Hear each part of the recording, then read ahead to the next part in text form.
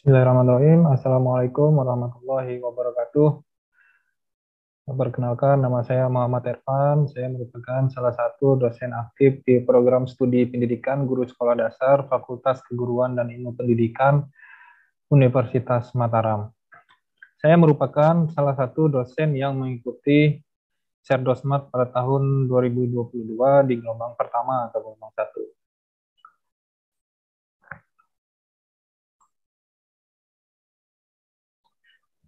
Ya, untuk pernyataan diri dosen dalam unjuk kerja Tridharma perguruan tinggi saya untuk pada bidang pendidikan dan pengajaran, saya mulai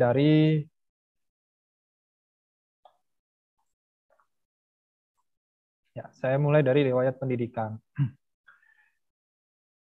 Di tahun 2012 saya lulus dari Universitas Negeri Yogyakarta pada program studi pendidikan fisika, kemudian saya melanjutkan ke pasca sarjana.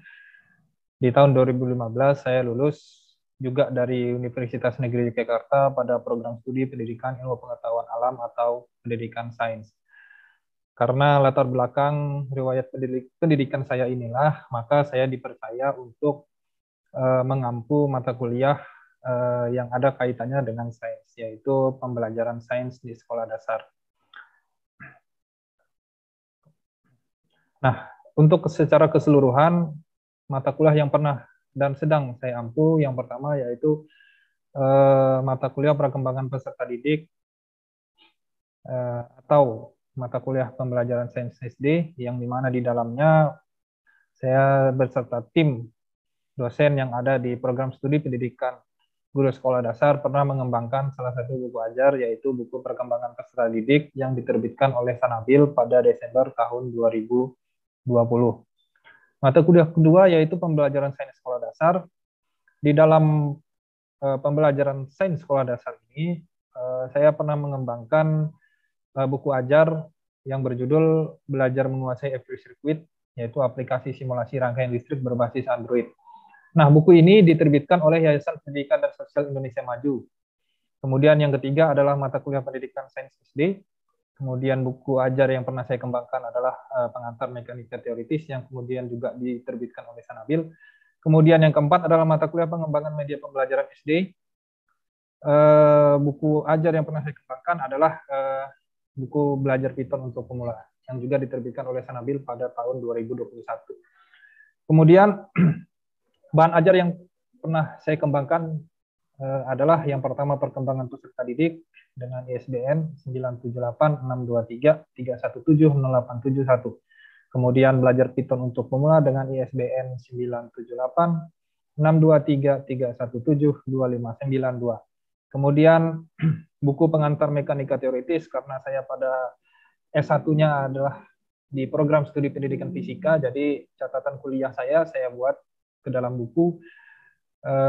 Jadi saya terbitkan bukunya dengan judul Pengantar Mekanika Teoritis. Buku ini terbit pada bulan Juli tahun 2021 dengan ISBN yaitu 9786233171304.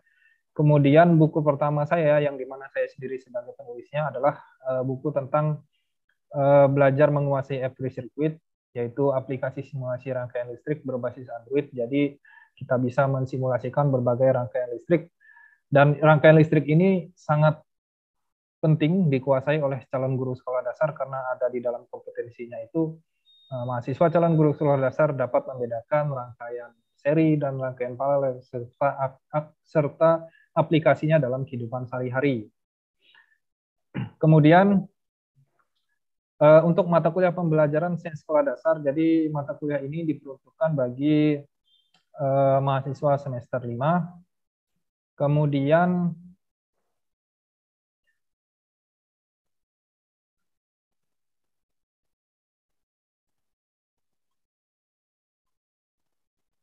ya, ini untuk RPS-nya, RPS yang telah saya kembangkan untuk mata kuliah pembelajaran sains sekolah dasar. Untuk analisis instruksionalnya seperti ini. Jadi untuk mata kuliah pembelajaran sains sekolah dasar itu dapat dibedakan menjadi dua, yaitu mengenai teori belajar, analisis model, metode dan strategi dalam membelajarkan sains di sekolah dasar. Kemudian yang kedua adalah mengenai hakikat sains itu sendiri. literasi sains dan keterampilan proses sains atau yang biasa disebut dengan KPS. Nah, untuk teori belajar sendiri itu terbagi lagi menjadi dua, yaitu implementasi metode dan strategi pembelajaran sains, kemudian mahasiswa dapat memahami teori-teori belajar dan dapat menerapkannya pada pembelajaran sains. Kemudian dari bagian hakikat sains dan literasi sains serta keterampilan proses sains itu mahasiswa diharapkan dapat menerapkan keterampilan proses sains pada pembelajaran IPA di sekolah dasar, kemudian konsep pemahaman mengenai hakikat sains dan pembelajaran sains, kemudian telah pengetahuan tentang literasi sains. Yang dimana kesemuanya itu nanti mendukung pengetahuan siswa mengenai mengembangkan media pembelajaran, mengembangkan rencana pelaksanaan pembelajaran, serta mengembangkan instrumen evaluasi yang sesuai dengan media dan materi yang akan diajarkan khususnya di sekolah dasar. Nah, media, kemudian RPP, dan sistem evaluasi inilah dibagi menjadi tiga, di mana untuk perangkat pembelajaran di situ ada silabus, kemudian ada RPP dan LKPD atau lembar kerja peserta didik. Kemudian untuk media pembelajaran IPA di SD di situ terbagi lagi sebetulnya menjadi dua, yaitu media pembelajaran berbasis media real, kemudian media pembelajaran IPA di sekolah dasar berbasis media virtual, yaitu menggunakan software tertentu. Kemudian untuk instrumen evaluasi di dalamnya terdapat soal-soal yang mencakup lower order thinking skill atau yang dari C1 hingga C3, kemudian terangkum juga di dalamnya terdapat soal-soal yang memicu atau yang meningkatkan kemampuan berpikir tingkat tinggi atau HOTS. Nah, dari kesemuanya ini diharapkan mahasiswa mampu mengkreasi dan mengelaborasi media dan menggunakannya dalam simulasi pembelajaran di sekolah dasar, khususnya pembelajaran sains. Kemudian mahasiswa juga harus mampu melakukan praktikum baik secara real ya maupun secara virtual.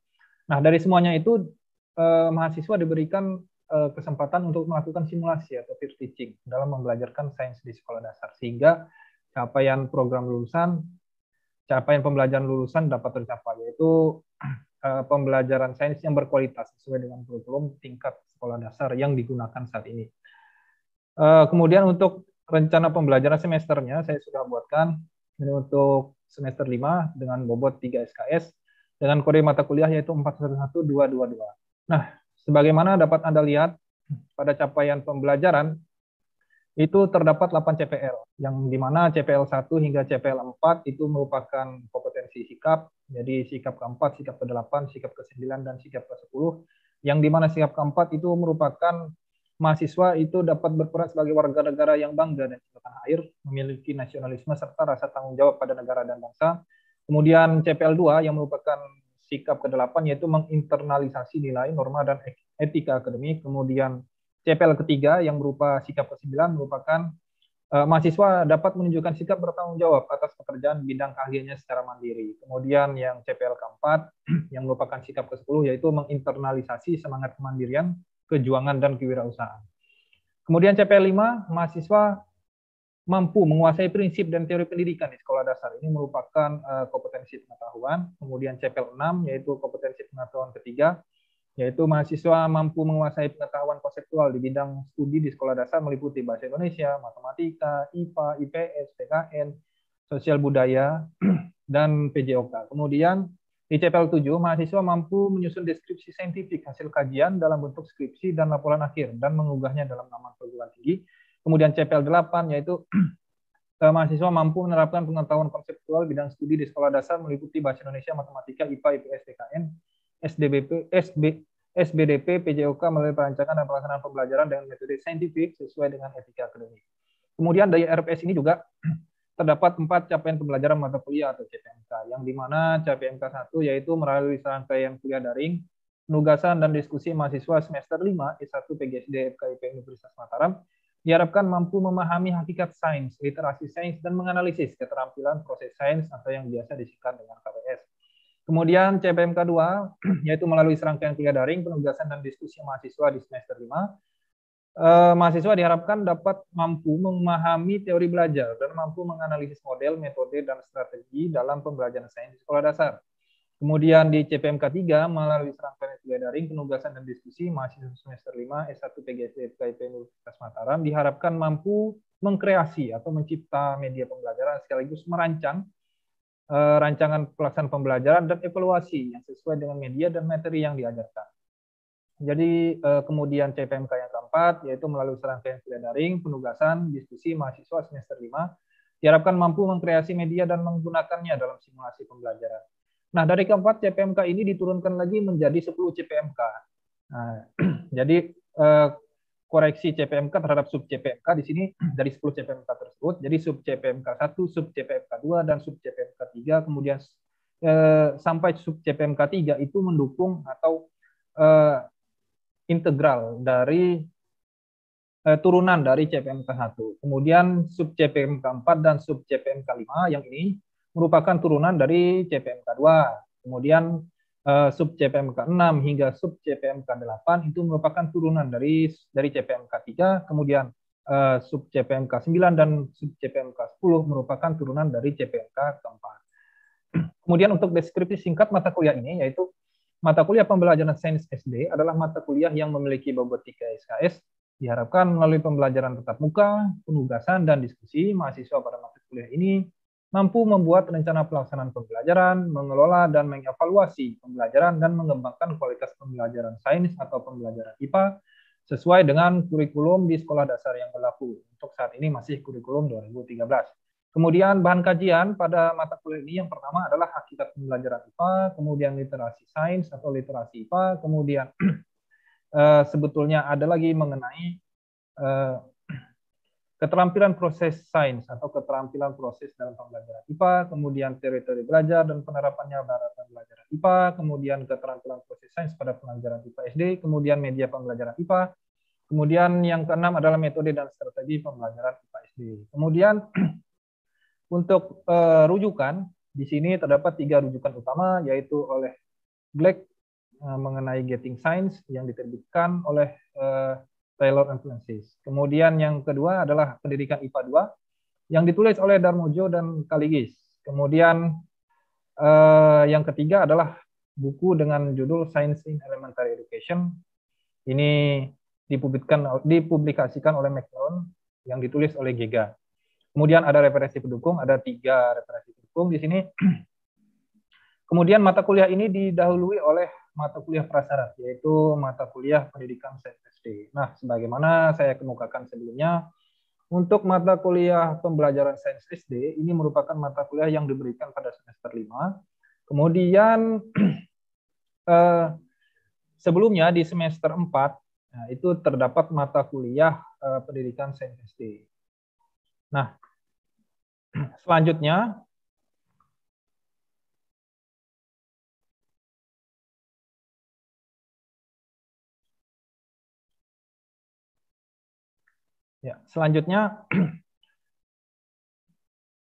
ya, untuk aturan dan tata tertib perkuliahan, yaitu yang pertama adalah perkuliahan ini dilaksanakan tepat waktu dengan toleransi waktu lebih kurang 15 menit. Maksudnya toleransi keterlambatan yang dipatuhi oleh mahasiswa dan dosennya. Jadi apabila mahasiswa terlambat lebih dari 15 menit, maka mahasiswa tersebut dilarang untuk mengikuti perkuliahan pada hari itu.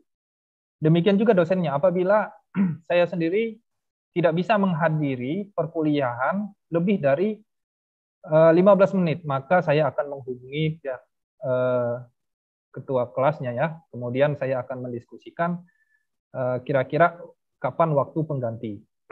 Kemudian yang kedua yaitu adalah mahasiswa menandatangani presensi. Jadi di akhir pertemuan akan diadakan presensi secara acak. Jadi pada selesai menjelang akhir pembelajaran pada hari itu, saya akan akan mengabsen satu persatu. Namun secara acak, jadi tidak berurutan begitu ya, tapi secara acak untuk mengecek apakah ada mahasiswa yang hanya sekedar titip absen. Gitu. Kemudian yang ketiga yaitu kehadiran minimal yang diharapkan ada 80%. Jadi apabila mahasiswa kehadirannya kurang dari 80%, maka mahasiswa tersebut tidak bisa untuk mengikuti ujian akhir semester. Kemudian yang keempat adalah tugas dikerjakan sesuai dengan petunjuk mengerjakan tugas sesuai dengan yang ada di RTM atau rancangan tugas mahasiswa. Nah, RTM ini saya tambahkan berada pada RPS tadi.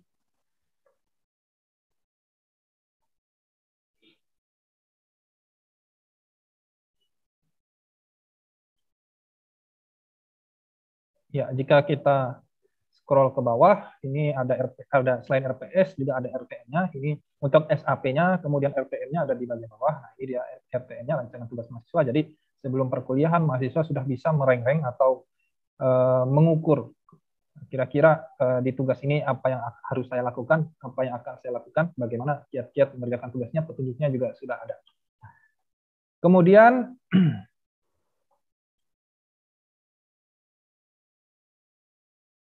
ya, setelah aturan dan tata tertib perkuliahan, ada juga mengenai penilaian. Jadi penilaian di sini saya mengikuti pada penilaian yang diberlakukan di Universitas Mataram. Jadi sebagaimana yang diketahui, di Universitas Mataram ada tiga komponen penilaian, yaitu yang pertama adalah U1, U2, dan U3. U1 itu mencakup kehadiran dan keaktifan mahasiswa di kelas, kemudian tugas juga di situ, kemudian U2 itu mid semester atau ujian tengah semester, dengan bobot 30% kalau di sini, kemudian ujian akhir semester ini bobotnya 40% karena paling besar, dan kehadiran minimum juga berperan di situ.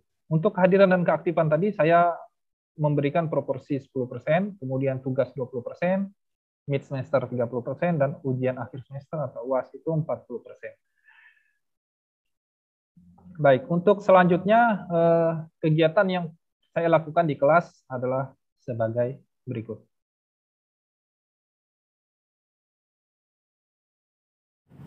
Kemudian untuk pembelajarannya itu ada 3. Jadi kalau pada kalau pada biasa tadi konstruktif ya. Ya, membangun. Kalau ini ada enaktif, ada ikonik, kemudian ada simbolik.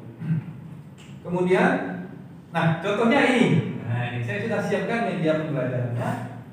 Nah, ya, siswa memahami susunan sifat dan kegunaan udara dengan melakukan percobaan dan menafsirkan informasi. Makanya sebelumnya saya tanyakan kepada Anda, apa gunanya saya membawa air? Ya. Yang diperlukan adalah gelas kecil, gelas besar, toples lilin. Nah sebetulnya ini menggunakan gelas yang agak lebih besar ya, biar dia terlihat. Kemudian apa yang terjadi jika lilin yang menyala ditutup dengan gelas? Ya, ini yang pertama saja dulu ya. Yang pertama dulu ya. Ini jadi fungsinya air tadi adalah menghilangkan celah-celah udara yang ada di bawah gelas ini.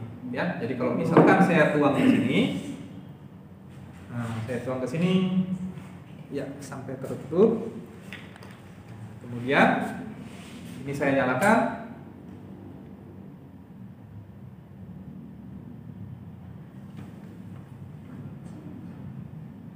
Ya, nyala dia ya. Nyala. Kemudian kita tutup. Apa yang akan terjadi? Iya, mesin.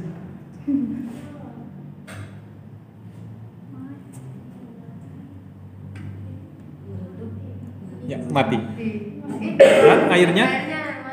Mengapa seperti itu? Mengapa, Pak? Ini kita dengan demonstrasi ya. Kita dengan demonstrasi. Nah, kenapa seperti itu? Ya. Apa yang terjadi jika lilin yang menyala ditutup dengan gelas? Lilinnya mati. Mengapa? Mengapa seperti itu?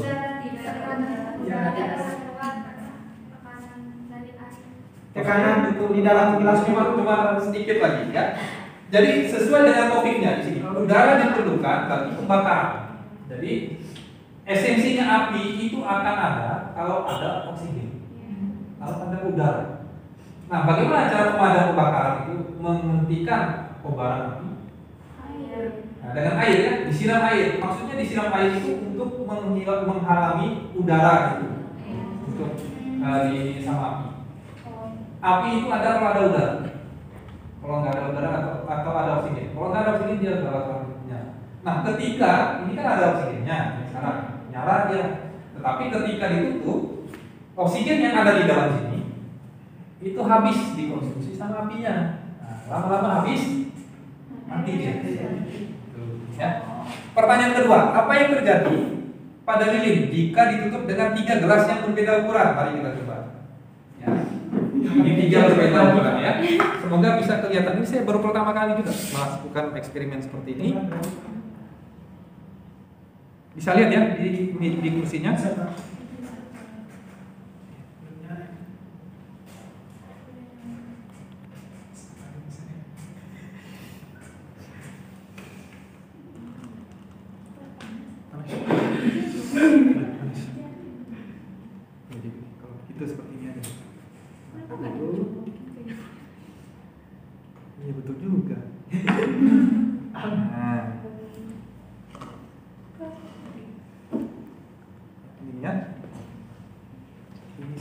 mati.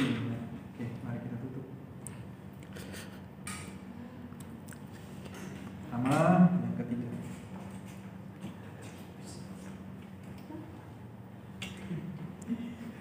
Oke, ada 3 gelas.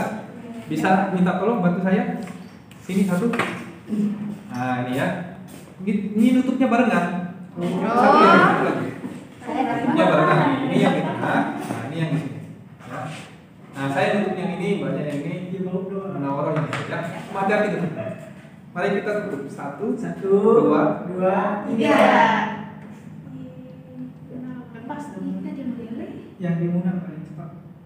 Pertama, kedua, ketiga. Karena udaranya banyak. Yes. Iya. Itu sesuai ya. Hasil. Gitu ya. Mengapa yang lebih dahulu yang ini dulu ya? Jadi kapasitas oksigennya yang ada di dalam sini lebih sedikit daripada yang ini. Ya, yang ini lebih dahulu yang padat ya daripada yang ini. Ya? Oke. Ya. Berhasil kan? Eksperimennya berhasil. Eksperimen bukan praktikum ya. Kalau praktikum itu sudah pernah di ini. Saya belum pernah melakukan ini, jadi ini saya anggap sebagai eksperimen. Nah, bagaimana kalau misalkan nanti ditutup dengan yang lebih besar, maka makin lama ya. Dia mati ya. Selanjutnya teori belajar gaya. Tulisannya gaya ini karena teori orang Prancis. Di bukunya gaya. Menurut Gaya, itu belajar adalah seperangkat proses kognitif yang mengubah sifat stimulus dari lingkungan menjadi beberapa tahap pengolahan informasi yang diperlukan untuk memperoleh kapasitas yang baru. Bagaimana maksudnya? Ya? Nah, kalau menurut Gaya, ini terdapat kejadian-kejadian instruksional pada teori belajar. Jadi pertama itu ada berapa? 1, 2, 3, 4, 5, 6, 7, 8, 9. Jadi dalam proses belajar, kalau menurutnya itu ada 9 kejadian-kejadian instruksional yang dialami seseorang, ya, untuk sampai pada konsep itu bisa dia, ya. Nah, yang terakhir dari belajar Ausubel ini juga seorang psikolog, ya.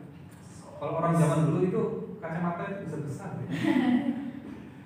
Menurut Ausubel ini kata kuncinya adalah belajar bermakna. Jadi kalau teori belajar Ausubel, pasti ini belajar bermakna. Merupakan suatu proses untuk mengaitkan informasi baru dengan konsep-konsep relevan yang terdapat dalam struktur kognitif seseorang. Tidak berbeda jauh dengan yang kita lihat, konstruktivisme tadi ya. Kemudian dulu diajarkan untuk mengetahui terlebih dahulu kondisi awal siswa. Nah, untuk poin ini, setiap guru diminta melakukan apersepsi sebelum proses belajar. Ya. Proses apersepsi tersebut itu dianjurkan untuk mendalami apa yang setelah diketahui oleh peserta ini dan mengaitkan pokoknya dikaitkan terus dengan informasi yang pernah disampaikan dalam peserta itu. Kemudian ini yang ketiga, penerapan peta konsep dalam pembelajaran dapat dilakukan untuk menguji dan mengetahui penguasaan siswa terhadap pokok materi yang akan diberikan serta mengetahui konsep esensial apa yang perlu diajarkan. Kemudian, nah karena dia peta pikiran, jadi paling gampang dengan main-main. Ya. Jadi, ya air itu kalau bagi makhluk hidup, ya,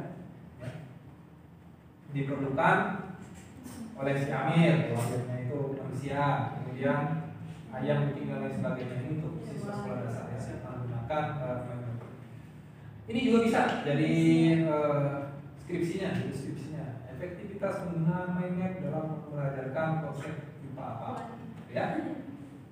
Kuantitatif, gampang, kuantitatif Ya. cepat sekali, ya. Kuliahnya cepat, skripsinya cepat sekali, cepat sekali. Kuantitatif sekali. Nanti kalau IPA itu kayaknya pembimbingnya saja.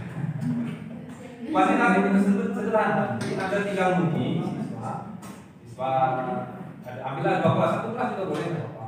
1 kelas juga bisa. Kita menggunakan apa namanya pilot sampel di waktu tes, waktu post tes, itu diuji apakah ada peningkatan. Selesai sudah. Itu ya.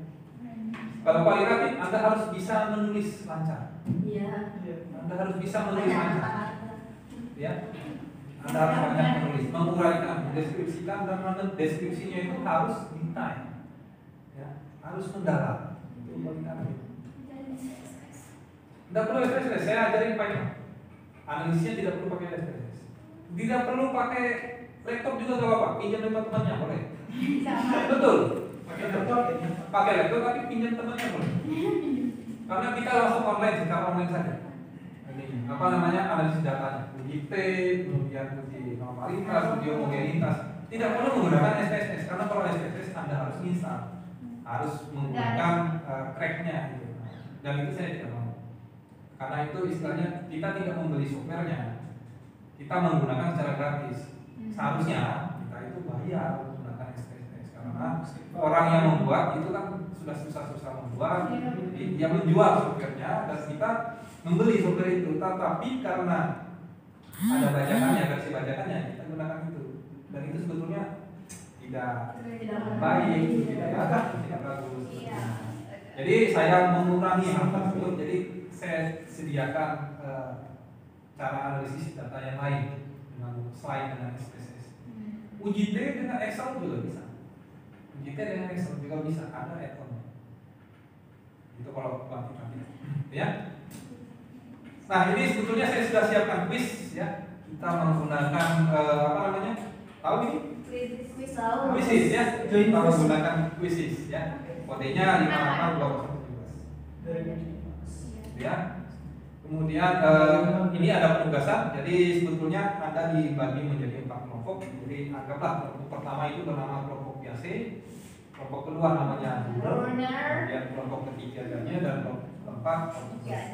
Kemudian masing-masing kelompok mendiskusikan dan mengidentifikasi apa kelebihan dan kekurangan dari masing-masing teori belajar.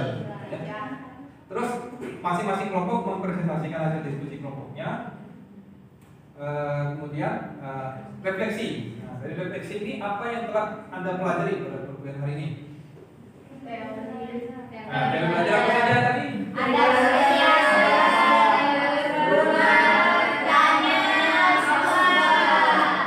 ya. Nah, jadi dari sini ada 4 teori belajar yang telah dijelaskan. Kemudian apa kata kunci untuk masing-masing teori belajar? Kalau teori biasa itu membangun Atau konstruksi. Kalau teorinya yang kedua? Ausberg itu belajar bermakna. Iya, betul. Kalau yang ganjil itu apa? Memahami dan kedua itu siapa yang kedua? C2 dan C4 tadi itu. Bruner yang Nah, kalau Anda teori belajar mana yang menurutmu paling pas diterapkan dalam? Ya, Semuanya atau enggak? semuanya pas betul. Semuanya pas. Semuanya bisa. Tergantung pada kondisi. Topiknya. Kalau misalkan peserta didiknya itu dari sekolah unggulan, dari sekolah unggulan saya rasa mereka sudah punya basis konsepnya sudah bagus. Jadi kita gunakan teori konstruktivisme. Mereka sudah ada, mereka sudah banyak paham. Jadi kita bagaimana? Ya, kita tinggal kuatkan saja. Kita berikan reinforcement, kita berikan penguatan. Ya, itu. Jadi tidak ada yang teori yang benar-benar paten, gitu ya. Tidak. Jadi tergantung kondisi lingkungan juga. Ya. Betul sekali. Ya. Ya, mungkin saya rasa demikian. Terima kasih atas kehadirannya hari ini.